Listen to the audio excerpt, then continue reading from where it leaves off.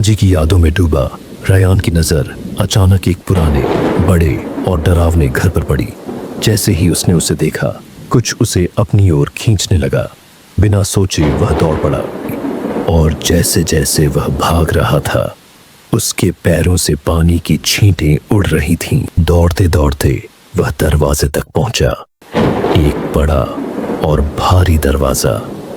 डर के आलम में उसने हाथ बढ़ाया और जैसे ही उसने दरवाजे को छुआ, वह खुद ब खुद खुल गया।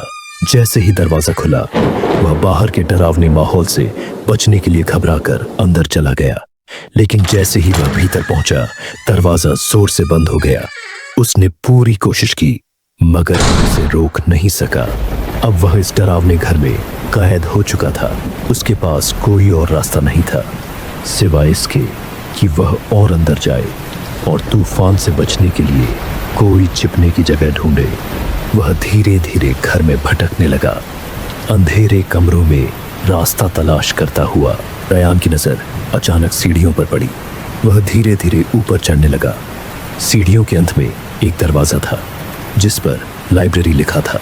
अनजाने में उसका हाथ दरवाजे पर चला गया। अचानक दरवाजा खुद ब खुद खुल गया।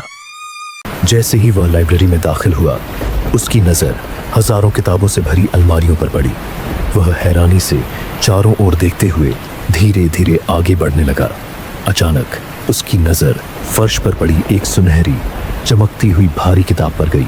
जिज्ञासा से भरकर उसने किताब उठाने के लिए हाथ बढ़ाया, मगर जैसे ही उसने उसे उठाया,